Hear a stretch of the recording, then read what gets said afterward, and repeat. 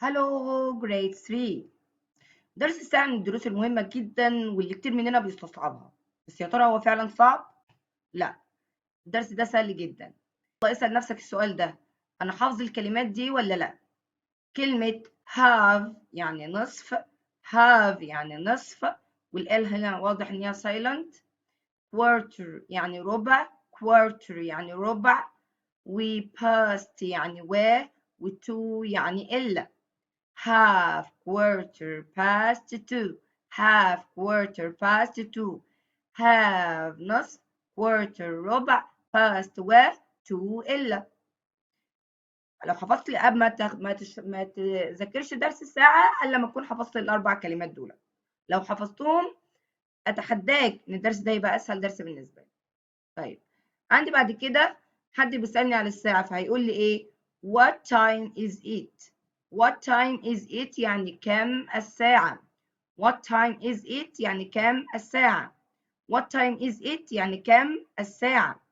طيب، لو لقيت الساعة 3:30 فأنا هقول مش 3:30، هقول نص و3. إيه ده؟ أنت هتشقلب الكلام يا مس؟ أيوه، لما أجي أقولها بالإنجليش هشقلب الكلام، هشقلب الساعة. يعني بدل ما أقول 3:30 هقول نص و3، وطبعا الساعة ما عندهاش عقل فهقول عليها it's. وبعدين نصف يعني half، و يعني past، و3 يعني 3. يبقى أنا همشي كده بالترتيب: إنها تكون 3:30 فأقول إنها تكون نصف و3.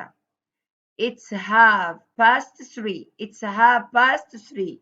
الساعة تكون 3:30. عملت إيه؟ بدل ما هي 3:30 قلت نص و3. وطبعا لو أنا حافظ الأربع كلمات خلاص زي ما قلت لك، حافظ نصف هتكتب half، حافظ و هتكتب past، حافظ 3 هتكتب 3. دي النمبرز كلنا حافظينها. طب بعد كده لقيت الساعة 5:15. طيب يا صاحبي هتقولها 5:15 ولا ربع إلا 5؟ برافو عليك، أنا سامعاك تقول ربع إلا 5. طبعا الساعة ما عندهاش عقل فأقول عليها إكس.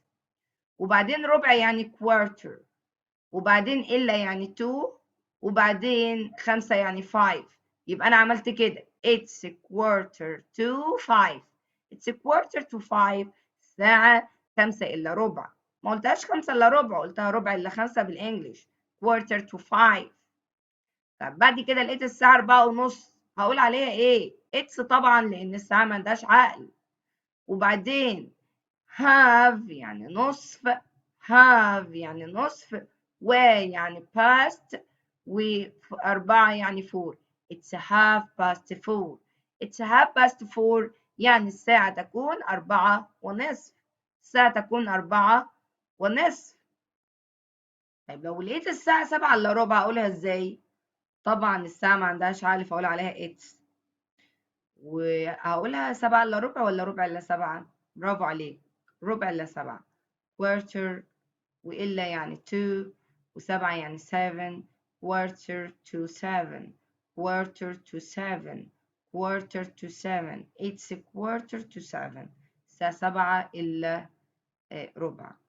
طيب في طريقة تانية للساعة هقولها، بس دي الطريقة الصعبة. الطريقة التانية طريقة سهلة جدا وبسيطة، اللي حافظ فيها النمبرز هيعرف يقولها بسهولة. طيب هنعملها فيديو تاني، بس أهم حاجة تكون استوعبت الطريقة دي لأن هي دي الطريقة اللي الكل بيستصعبها. باي.